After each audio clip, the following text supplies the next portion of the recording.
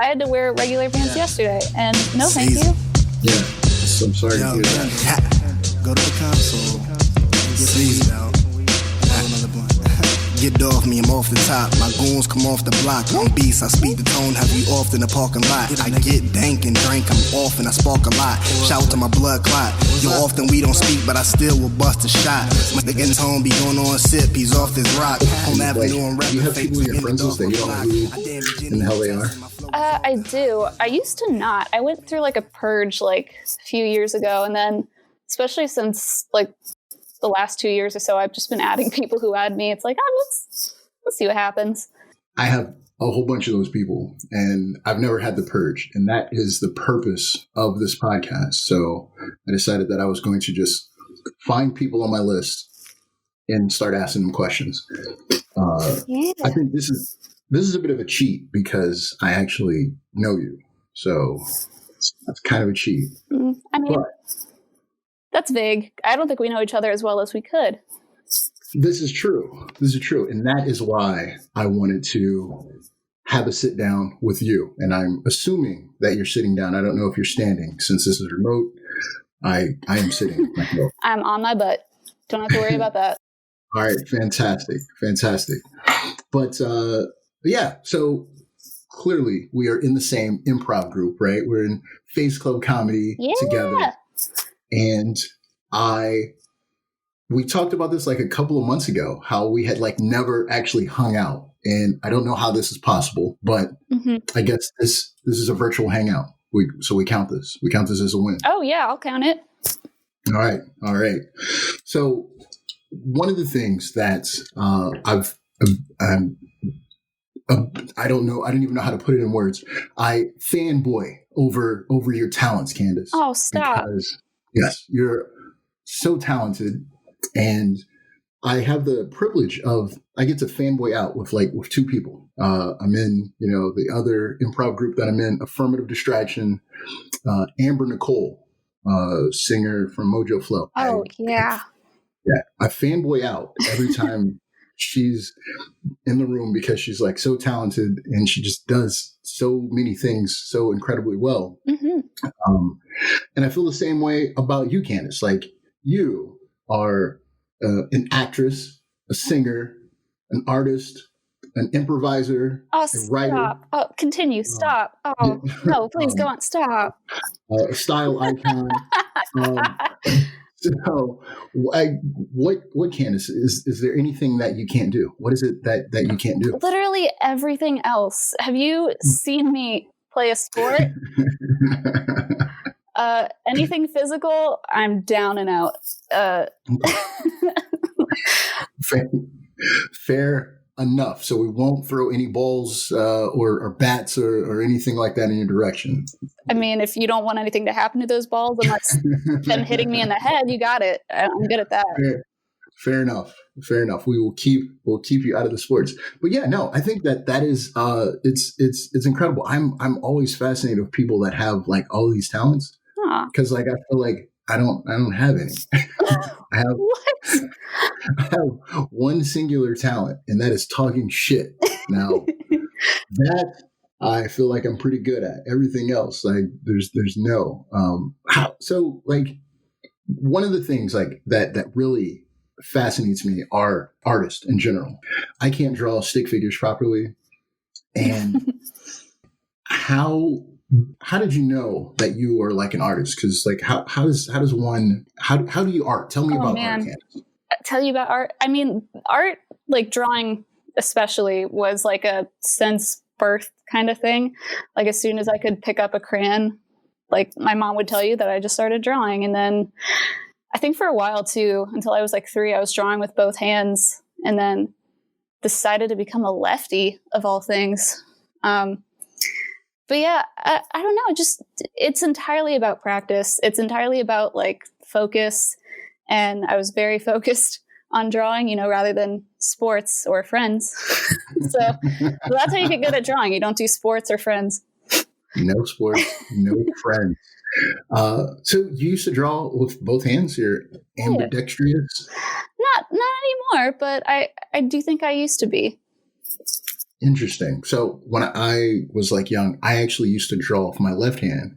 Yeah. And my dad he wanted me to write with both hands. And so like he would have me practice writing with both hands. And then I somehow just favored the right. So I completely gave up the left hand at some point. But that put me in a weird thing with sports because I like throw with my left, kick with my right, or kick like it's all awkward now. Oh yeah, that's interesting. Thanks to my dad. I don't know, but I think I was forced to become right-handed for some things because some things are just made to be right-handed or like screws up everyone else's thing. If I, tried left-handed, it's like I guess I'll do golf right-handed, or I guess I'll use a mouse with my right hand. I guess I'll cut with scissors with my right hand. Like stuff like that. Right. Society forces you to be right-handed. Society hates yeah, they do. It's uncomfortable when you are like at a restaurant and you are sitting next to a lefty. Yeah, I warn people all the time now. Yeah, because you get elbowed in the ribs. Yeah. Well, I mean, I'm not putting my elbow in my ribs, but like eating ribs. So one thing I'm not good at too is comedy. Yeah, no, that is something that you absolutely are fantastic at. Absolutely fantastic at comedy. Which how did that happen? We met obviously in Mark's improv level 1 class, but how did you get into improv? How did you know that you wanted to comedy? It's funny because I grew up with comedy, not realizing that it was even something I could do. I was always drawn to comedy. It wasn't until I saw Meow Hatton Project, I want to say back in 2016 or 2017, at an Improv Wars with Jeff Gage. And it was the hardest I'd ever laughed. And I was just in awe of what these people were doing. I remember I also saw # comedy, saw Fake Bacon, Dude Party. I'm probably forgetting so many awesome people right now, but I was just in awe of these groups, and I was like, well, at least I get to still watch this stuff, comedy's in my life. It wasn't until Zach from our group decided to ask me if I knew of any improv classes coming up. And then I said no. And then he said, well, let me know. And I said, okay. And then we saw a Facebook group for Mark's class. And Mark is somebody I've known for almost 10 years now. We were pretty good friends.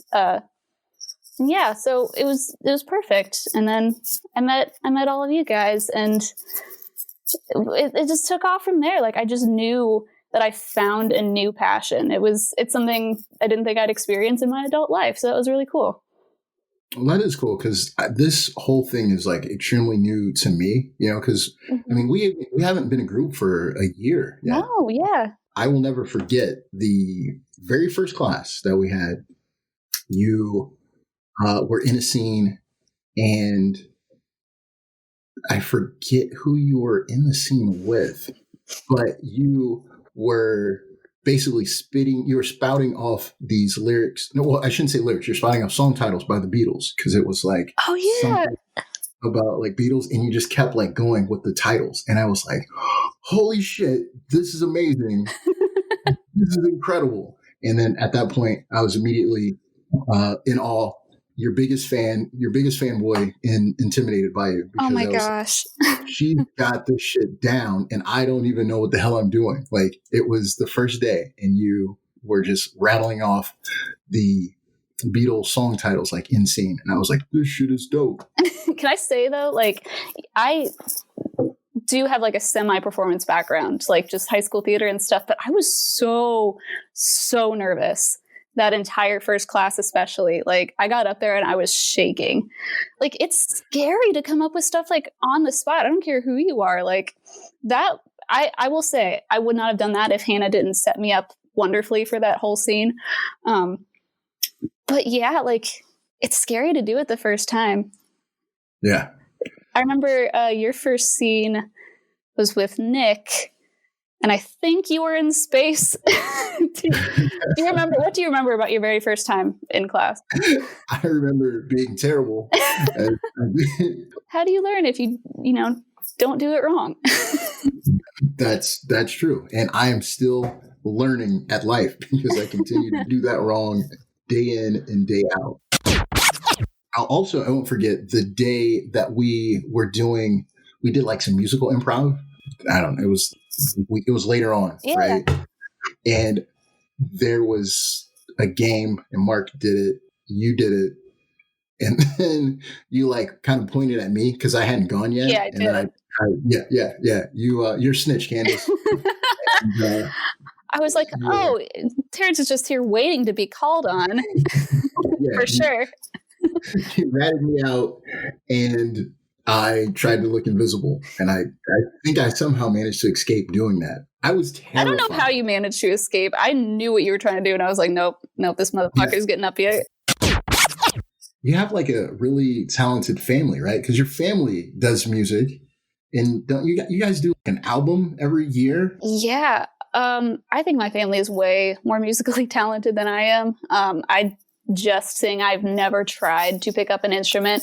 Or if I did, I would like make up an excuse like my hands are too small or I don't feel like it. Like just did not want to do instruments. But my dad can play a little bit of everything. My brother can play a little bit of everything. He actually teaches music. He's incredible. And then my youngest brother plays keyboard like a boss. And my mom just, kind of fangirls on the side. It's from my dad's side of the family, but we're all musically involved in some way or another. And then my sister too. She's my half sister. She'll come to sing with us too. And like growing up with her, like we started singing together. And I think that's when it started. When I was only like 7 and she was 9. My dad kind of realized that we had this like want to sing. And kind of picked up on, like his music and stuff and loved to like be around him when he was doing music. So we started singing Christmas songs. It actually started as a studio we put together in our bathroom. I have vivid memories of singing in a tiny bathroom with my sister and her being way taller than me and me trying to like get up to the mic and sing louder than her because she has such a like deep voice, like booming voice, and mine was so like tiny and squeaky. And I remember like you can hear back on old tapes like me trying to like scream to be loud. But that's how it started. Yeah, so it's been about 20 years now, and I think there might have been like a year or two where we couldn't do it, but we've tried to do every single year. No, that's really cool. You guys get together and you make music, as I said, and that's just your dad's side that has the musical talent. Pretty much. I haven't seen it from my mom's side, but that doesn't mean it's not there. Fair enough. When my family, we get together and we all talk shit, as I said, that's the talent that we have. And that is on both sides of the family. Both my mom and my dad can talk a whole lot of shit. And so that's our talent. Just one of the things that I've always thought was like really cool, and just being around you, being in the same like improv group, is that I think you're so like wildly creative. Like for instance, someone will kick an idea of like a game or something, and then like you will take it and be like, oh, we can do this or we can do that and add to it. Is that because your experience with like improv as a whole, or is it just like you're just like hitting it from just different angles? I don't know. I never thought about it like that. So that's really flattering. I mean, I'd like to think that like the social media aspect was somewhat in part to my degree. I have a degree in design and advertising. It's a double major. So social media was like touched on. So I do think like it kind of like got my creative juices flowing in terms of like posts and stuff. But I don't know. I think part of it just comes with I'm super passionate about this group, and I notice like when I'm passionate about things, I really get involved with those things. Other things like I don't care about, but like when I really am like focused on something, I want to make it the best something, and like I want like I don't know. I just want us to all thrive and just be the best we can be. I think that's something I'm remembering too, is that like supporting each other, and I just want to like present us in the best light, It's bizarre, like how close I am with you guys versus like a year and a half ago when I didn't even know you.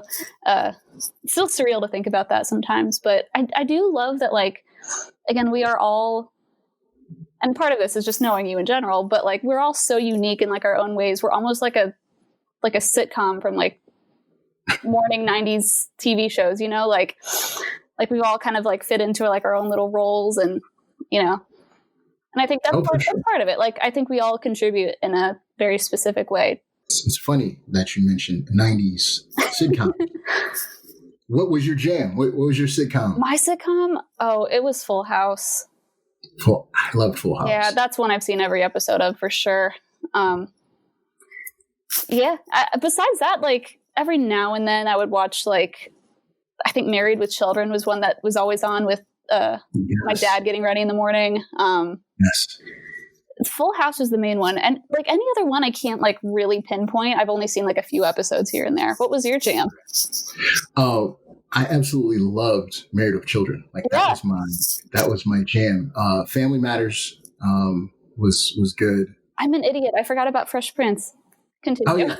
Fresh Prince, Martin. But I feel like I didn't really start watching Fresh Prince and Martin until like I was Fresh Prince, but Martin, I feel like I didn't really start rocking with Martin until I was like a little bit older.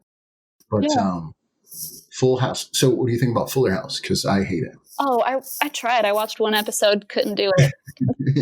It's weird because like they were targeting the people who grew up with them, but they were also targeting like the younger generation at the same time. It's like, well, those aren't the same people. So like, what do you want? Like, who's watching this? Yeah, Fuller House it's awful. I hate it. I hate everything about it. You watch the first episode just to like see what they look like now, and then it's like, well, the mystery's over. I don't care. What about, obviously, sitcoms? What do you think makes up your comedy DNA? It's a term that Nick said in the chat, and I thought that was kind of a cool thing. Yeah. So like, I think about that. So like, if I were to say like my comedy DNA, it would be like my parents, because my parents talk shit all the time.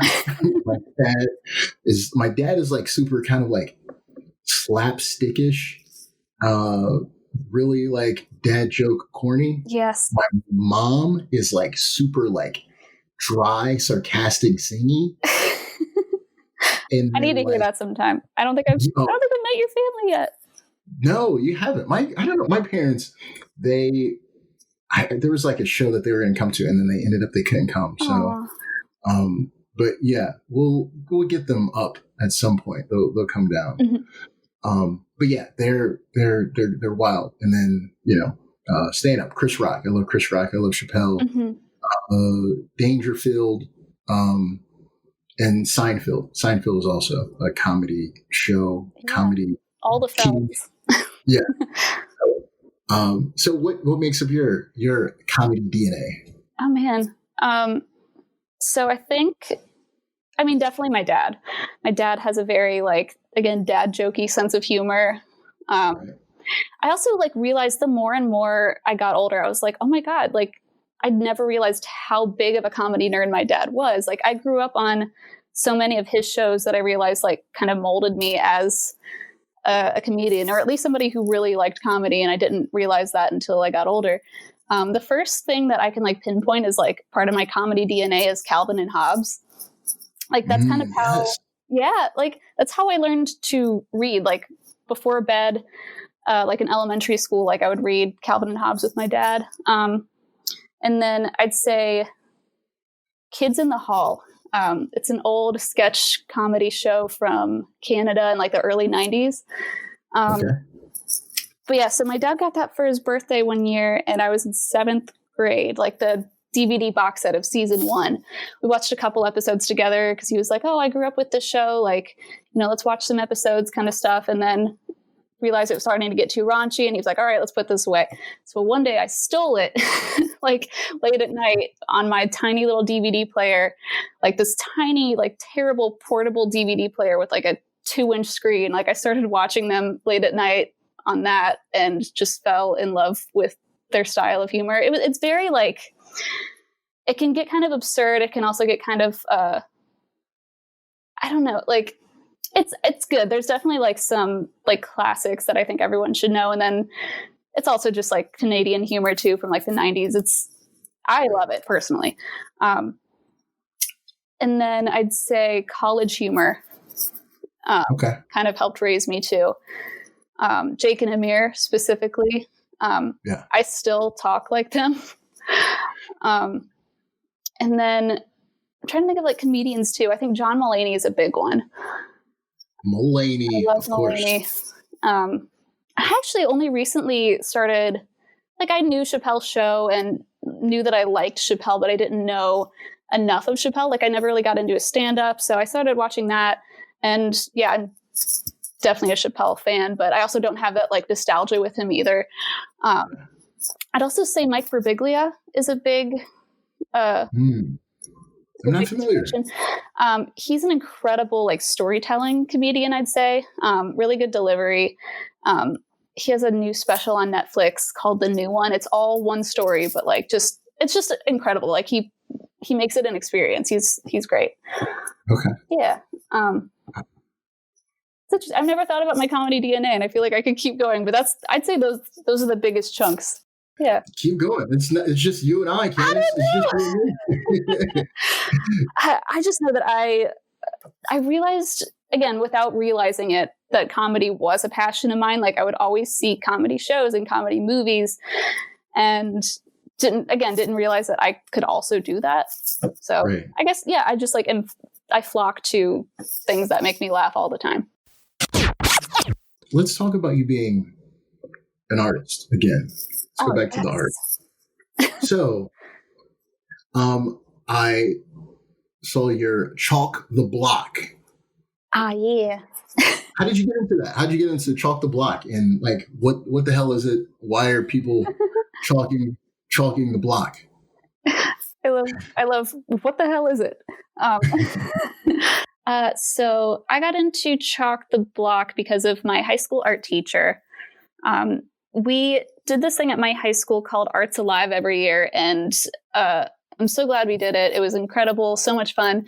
It's basically like an entire day where students get to like present their artwork. The school is turned into a gallery. Like the auditorium is turned into like a short film studio kind of thing. Like people get to watch each other's short films. Like the library becomes a little coffee shop where people can like read poetry. It's crazy. It was so much fun. And then one of the things was chalk art, and we could sign up to do it. And so I did one my senior year and I loved it. And then she told me about this event that was just starting. So Chalk the Block started in 2012. She got me involved. And yeah, it's really just something I want to do once a year because it is intense.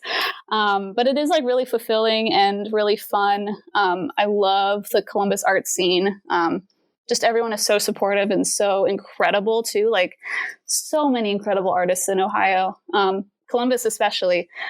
So yeah, like I get to meet new people every year and see see the same people every year too, like come back and do new awesome things. Like you start to realize everybody's style. I've done it now. So 2012, how many years is that? What is it? 8 years? You're very good at math. Yes. Oh, I'm so good at math. From 2012 to 2020. That in fact is 8 years. You know what? That is 8 years. Terrence, it's another thing I'm not good at. Okay. So actress, singer, artist, improviser, not mathematician. Not mathematician. She will check that one off. It's in my description, but with a line through it. Fair enough. But because I think that's so cool. I stumbled upon Chalk the Block. I don't know how many years ago. And just kind of walked around, and I just thought it was dope. Like as a medium, because I have a 5-year-old daughter and we will chalk. Oh yeah. But like these are like full-fledged like 6 foot plus like murals, right? Like like that is a massive thing. Like how do you feel about chalk as a medium versus like other mediums? Like how? Interesting. So I'd say, again, I don't do fine arts like as much as I do more graphic design anymore. But again, that's kind of what I grew up with. I prefer like chalk and like pencil drawing specifically. I will only chalk on ground though. Like I've tried chalking on paper. It's not for me. Yeah. But I like specifically, and I'm working on something now too. It's they're called Conte pencils. And one of my favorite things to do with drawing is it's called like mid-tone paper. So it's not white and it's not black. It's like kind of like a gray or like a solid color. And then you draw the dark tones and the light tones and leave the mid-tone like that paper color. So you only focus on like the highlights and the lowlights. So that's kind of how, if you've ever seen like a portrait in recent history, I think like I drew Billie Eilish on like a gray piece of paper and like colored her hair blue, but everyone else or everything else was like a white or a black. But that's the kind of stuff I love. I don't know. So like anything else, I really like drawing. Yeah. No. So like, how does an artist like choose their medium? Because like I think that's kind of that's something that I guess I never really thought of. Like, how did you know that you were drawn to that particular medium? Growing up, I was definitely more drawn to pencil. I never got too into like color, and I think it was just because there was like too many options. I don't know. Like I was afraid I'd mess it up. Again, like I did also experiment with painting and like watercolors, acrylics, oils. Again, I went to art school, got to like delve in all the mediums. I will say one thing I could never get into, no matter how hard I tried or how hard I want to, is photography.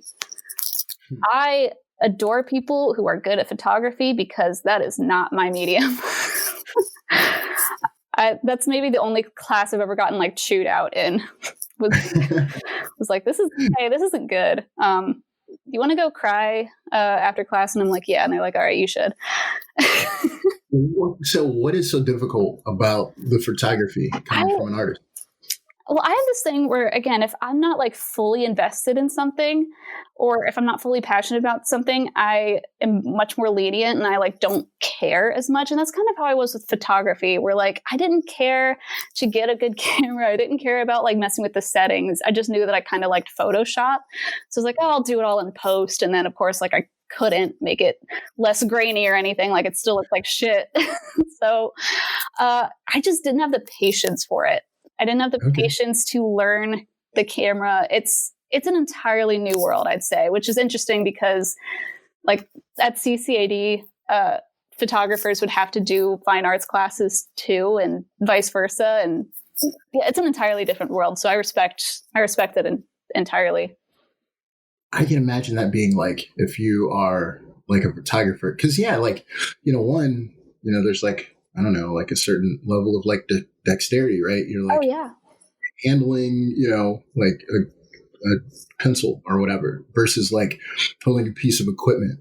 Mm-hmm. I can only imagine I can't imagine like those skill sets really transferring over, right? Like if you're a photographer and then you have to do like fine arts, I imagine that would be pretty difficult. Yeah, there's not a whole lot of overlap. I mean, it's just like an art form in general. I mean, like there's like, you got to have a creative eye, I guess, but like it's two different monsters. That's cool. That was cool. Yeah. I love art. I go to the Columbus Museum of Art probably usually like once or twice.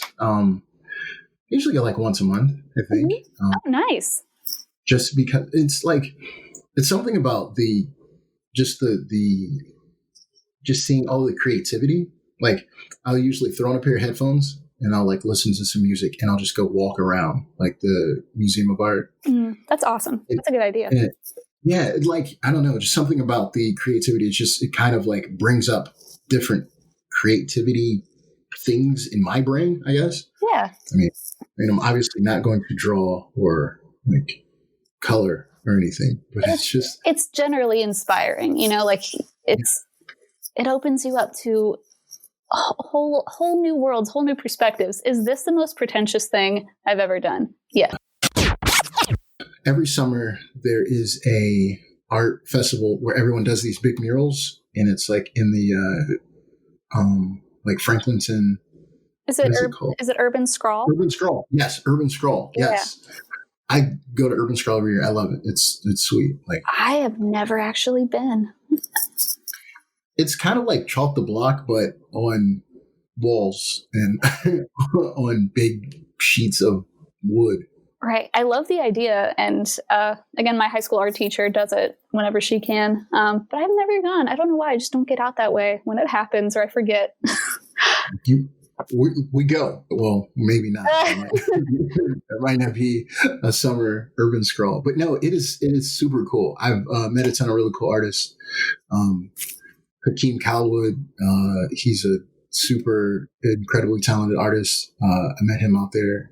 And he actually does comedy, and nice. Tried to get him to do some stuff with affirmative distraction, which he was actually supposed to perform at the last show. But oh no, yeah, so they obviously shut it down. But I went to some open mic, and he was there, and I was like, "Yo, what what are you doing?" And he just kind of laughed. He's like, "Oh, I kind of started doing this stand up.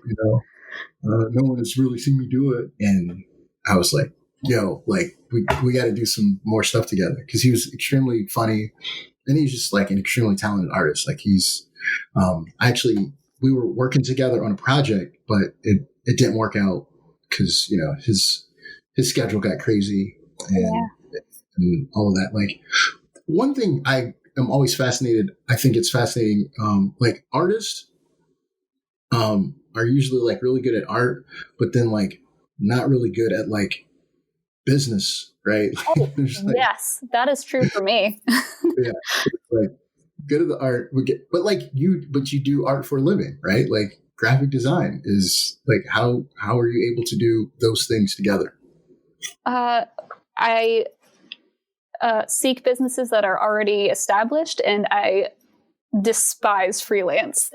Anything that I have to manage on my own and price out gives me anxiety. I can't stand it. But little things for friends and stuff I'll usually handle, but I don't like talking about money. Nobody really does, but it's a subject I'm not super comfortable with, even now, even with a degree, even with the backing. I'm just not comfortable talking about it. So I've never been an established freelance artist, and never really wanted to be. I always thought I had to be, because I knew a lot of people in my classes were doing it, and even people I worked with, I just wasn't a fan. So even in improv, anytime, business is brought up, or show bookings, I go pretty radio silent. I don't know if you noticed, but I leave that to you guys. I don't know how we missed it, but you gave birth to the group by creating our kick-ass logo. How did you what was the thought process behind the Face Club logo? As soon as we kind of established the name, which, by the way, maybe on this podcast, I want to go through some of the names that were rejected, because you brought those up recently, and I think they're hilarious. But yeah, I think, again, my first thought process was Clubhouse. And I think that word kind of came up a lot, even in branding and stuff. So at some point I started thinking more. I will say too, I had to think quick, because we were being rushed for this. The show was soon, and promo was soon. So I will say this logo happened quick. As soon as I got onto the thought of cards and clubs and spades and stuff, I was like, oh yeah. And again, from just a general branding standpoint, I knew having the faces and having that personality would help us in the long run. And I also knew that kind of that starkness and that kind of bold in your face, simple logo is very, it stands out, I'd say. So yeah, I mean, again, a part of it too was just it was quick, but it did kind of all come together, and I'm pretty happy with it. I don't know if it'll evolve over time, but yeah. Well, if it does, we're all looking forward to it. We didn't talk about your sketch writing, because you are not only in Face Club, you are in the cast member of Monday Night Live, right? Yeah, that's true. Technically, I don't know when the next show is, but I'm technically an MNL. It'll be some Monday. And you're a dope-ass sketch writer, an incredible sketch writer. So this is another one of your massive talents. But the sketch writing, had you done any of this before getting into MNL, or how does that even how does that exist? Like, so again, this was something, again, I never thought it was even a thing I could do just with comedy in general. But I told you I grew up with like Kids in the Hall, which was entirely sketch comedy. And it was like 5 whole seasons that I like indulged myself in, let alone with like College Humor and like SNL. And I think, I don't know, it just like started to make sense to me. And I started to like really grasp onto like concepts and trends and stuff. And I really liked the idea of sketch comedy. I remember, and I do have these somewhere, I don't know where, as in I know where, but I don't know where in my house. They've definitely come with me to my apartment. But there are sketches that I wrote when I was in 7th grade. Nice. Yeah. Pretty not great, but like still like you could tell that there was inspiration there, you know, like there was a thought process. But yeah, so like I had like a few, like I'm talking maybe like 5 or 6 ever, Right. before I ever did it again when I was an adult. But yeah, I don't know. Like, I think, again, just growing up on comedy helps. And I just love sketch. I think that we should get some of those 7th grade sketches and we should do them. Listen, you'll regret it. Now, I think that would be excellent. I won't. Listen, there may or may not be some things that are not woke for 2020 because they were like generally like not frowned upon yet in 2006. Okay. Yeah.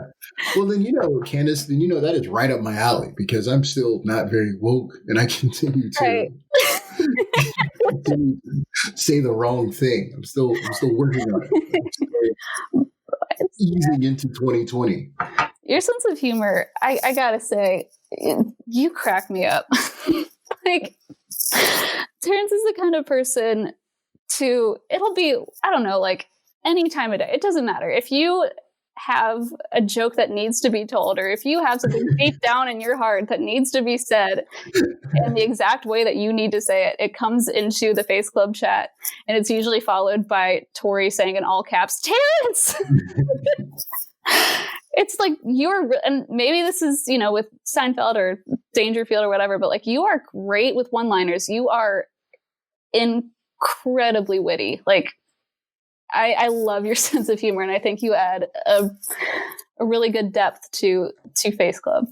Well, thank you. And so that honestly has been like, I think one of the big challenges, right? So like the idea of doing scenes, because yes, like my comedy DNA, just the whole thought process of comedy was stand up, one-liners, stuff like that. And so like to like flesh out a scene and continue to do things, like I just didn't know how to do it. And to be honest, that was one of the things that we had talked about this months ago, people that we didn't feel comfortable or enjoy doing scenes with. Oh, yeah. You want to tell everyone who you said? Number 1 on my list is Candice Oates is the person. But no, it was because that, as I said, like, a little bit of fanboying, like you take on characters like really, really well.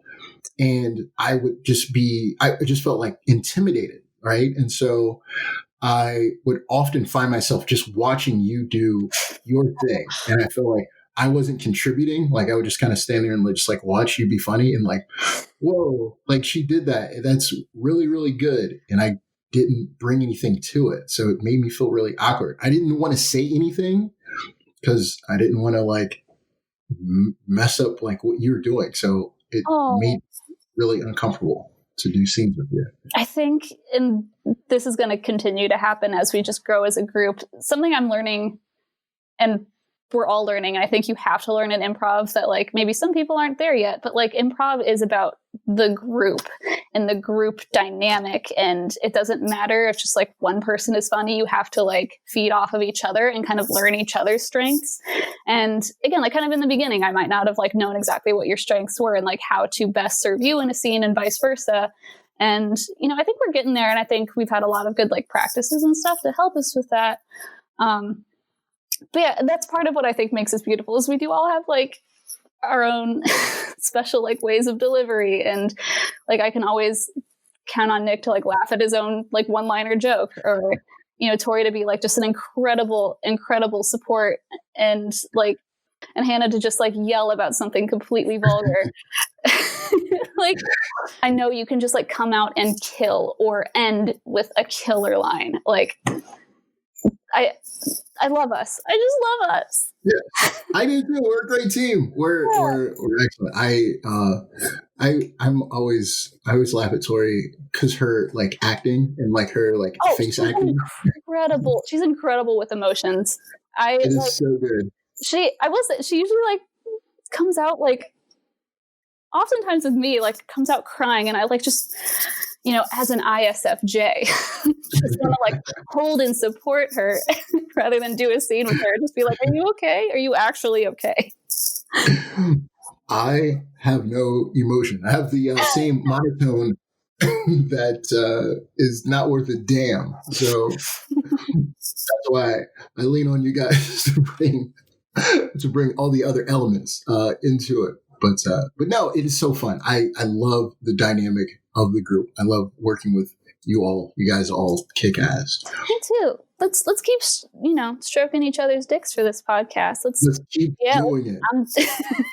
Let's keep doing it. So Candice, if you could go back in the past 5 years,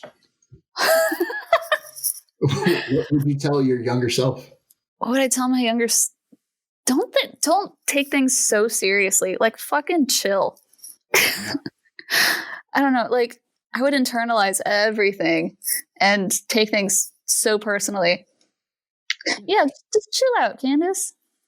I'm still pretty tightly wound, but like, consider this worse 5 years ago. Fair enough.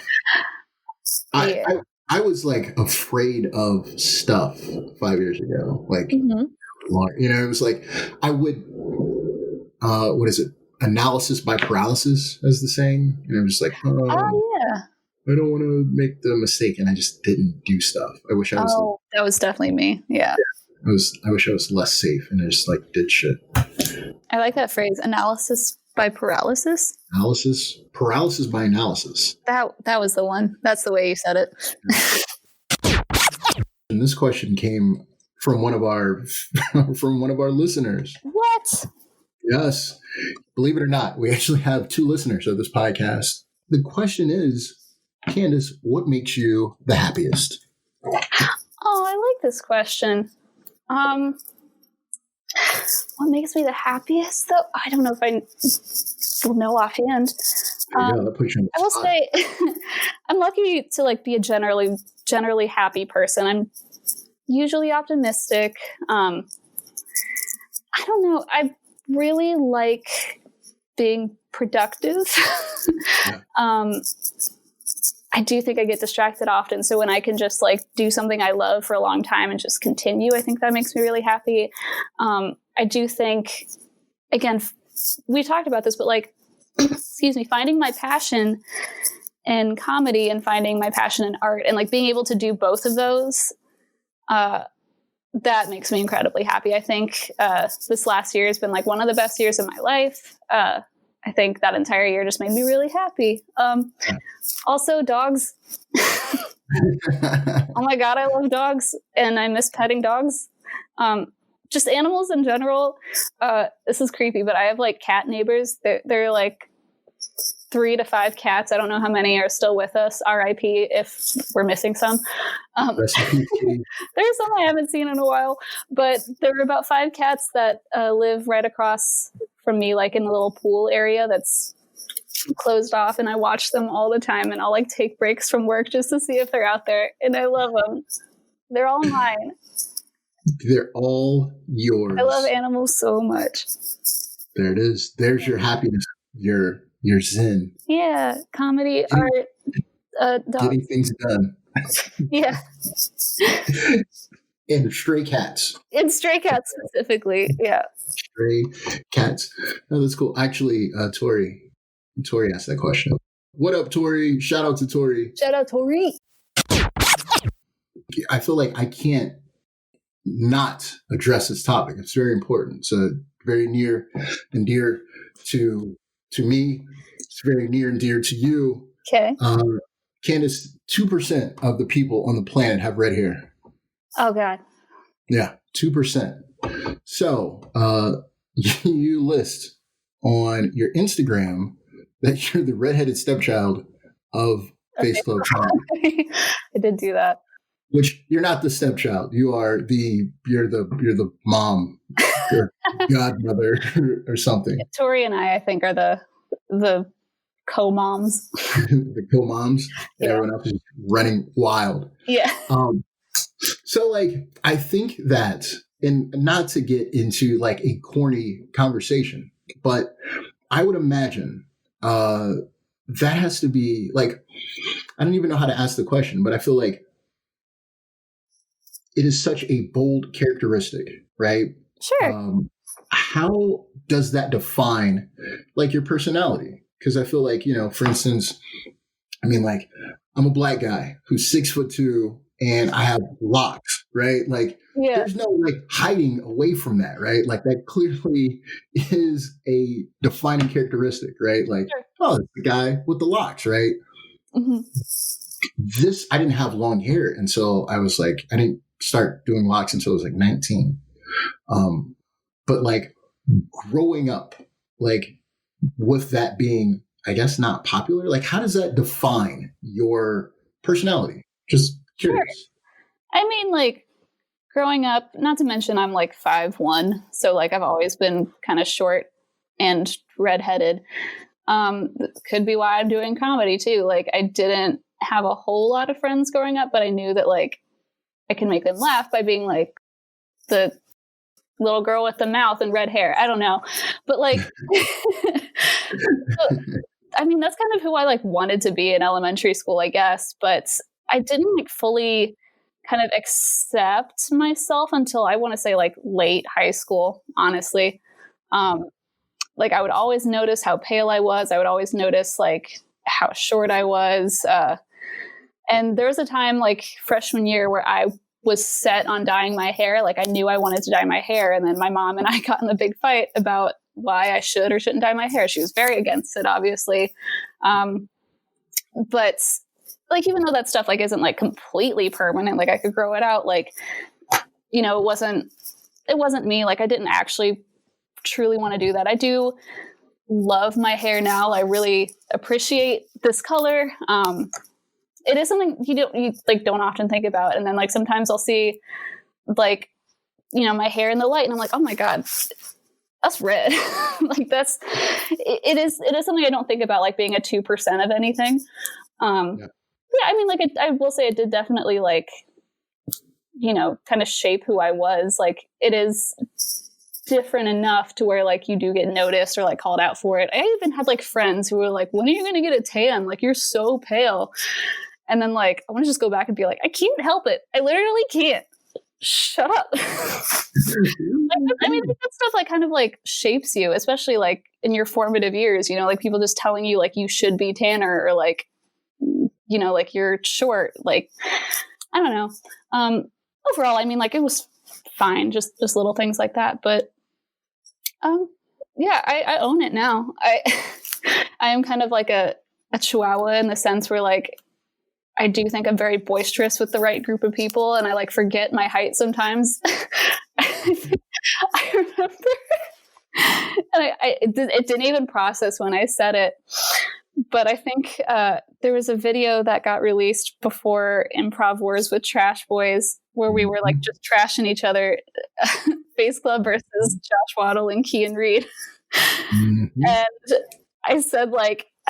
I said to Josh Waddle, who is taller than me, I said, I can't fucking see you. Get taller. Mm-hmm. Yeah. I did say that. Yes, you did. Yeah. So, I don't know. I guess I own it now, but I definitely did not back then. I was very self-conscious about it. Is the term ginger offensive? I don't care. Like, no. It's really hard to offend me anymore.